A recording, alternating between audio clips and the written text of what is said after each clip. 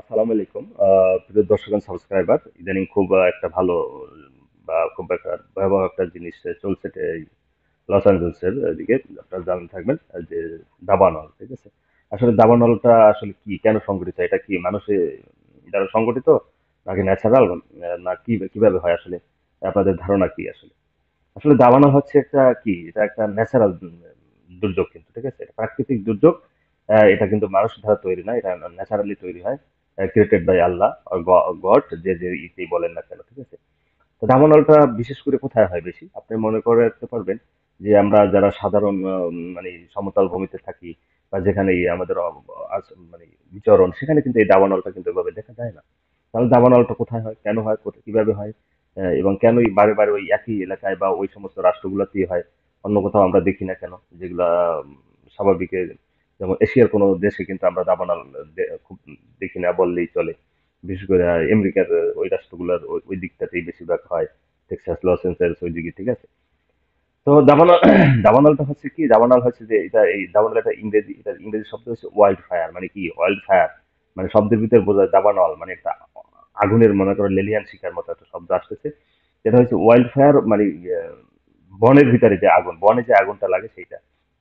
বনভূমি গ্রামীণ এলাকায় আগুনের যে ভয়াবহতা সংঘটিত হয় এবং অনেকগুলা বনাঞ্চল মিলে যখন এখানে যখন তাপের যখন মাত্রা বেড়ে যায়, তখন কিন্তু এটা এটা একটা দাবানলে পরিণত হয়। এই যে দাবানলটা যে শুরু হয়, এটা আসলে আপনার যে মনে করেন বনাঞ্চলে সংঘটিত অনিয়ন্ত্রিত আগুন আর কি। এটা হচ্ছে নিয়ন্ত্রিত আগুন না, এই আগুনটা খুবই অনিয়ন্ত্রিত এবং এটা এটা এটা সৃষ্টি হয় ন্যাচারালি, এবং এটাকে খুব নিয়ন্ত্রণ করা খুবই কঠিন, ঠিক আছে? এটা প্রচন্ড যখন তাপের মাত্রা যখন বেড়ে যায়, দাবদাহের মাত্রা যখন প্রচুর পরিমাণ বেড়ে যায়, তখন তখন কিন্তু অধিক ঘনত্বের বনে এই ধরনের ঘটনা ঘটে। যেমন অধিক ঘনত্বের বন আছে যেগুলো ছোট ছোট, মানে গাছপালা আছে, যেমন পাতা টাতা থাকে, যে অধিক ঘনত্ব বন যেগুলো আগে, মানে গাছের পর গাছ, ঠিক আছে? আহ, সেই সমস্ত জায়গাটায় কিন্তু এই ধরনের ঘটনাটা আসলে ঘটে, এই যে দাবানলটা। তো দাবানল দিয়ে আসলে যখন ঘটে, এই দাবানল কিন্তু আহ কিলোমিটারের পর কিলোমিটার, মাইলের পর মাইল কিন্তু এই বনকে পুড়িয়ে উজাড় করে ফেলে, ঠিক আছে? এবং এটা যখন আগুনের মাত্রাটা যখন এত পরিমাণ বাড়ে, তখন কিন্তু এর সামনে যা পায় তাকে কিন্তু পুড়ে ছাই করে দিয়ে চলে যায়। এই জন্য তখন কিন্তু এখান থেকে মানুষের ক্ষতি হয়।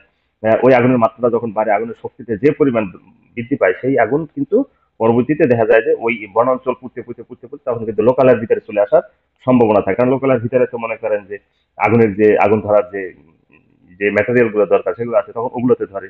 এরপর যেহেতু বিস্তীর্ণ এলাকা, বিশাল এলাকা জুড়ে যেহেতু দাবানলটা শুরু হয়, মানে এই অগ্নিকাণ্ডটা শুরু হয়, সেই জন্য কিন্তু এটা অনেক বড় আকারে, এবং তখন মানুষের ক্ষতি হয়। আসলে এটা মূল কারণই হচ্ছে যখন অত্যাধিক পরিমাণে তাপ বেড়ে যায়, তাপমাত্রা যখন অত্যাধিক পরিমাণ বেড়ে যায়, তখনই কিন্তু এটা দাবানলটা ওই অসংখ্য গাছ, ঘনত্ব, যে গাছের ঘনত্ব, সেখান থেকে কোনো না কোনো একটা ভাবে একটা স্ফুলিঙ্গের মাধ্যমে ন্যাচারালি এই তাপের তাপটা হয়তো গাছে গাছে ঘর্ষণের ফলে বা অন্য কোনো ইতে এই আগুনটা প্রথমে শুরু হয়। এই শুরু হওয়ার পরেই সেটা কিন্তু বম্বের মতো ব্রাশ আকারে মনে করে চতুর্দিকে ছড়িয়ে যায়। এবং এই দাবানলটা আপনার শুনে আশ্চর্য হয়ে থাকবে যে এই দাবানলের গতিবেগ হয়েছে ঘন্টায়, ঠিক আছে, 50 কিলোমিটার বা তার বেশি বেগে চলে। আগুনের গতিটা ঘন্টায় 50 কিলোমিটারের উপরে বেগে চলে।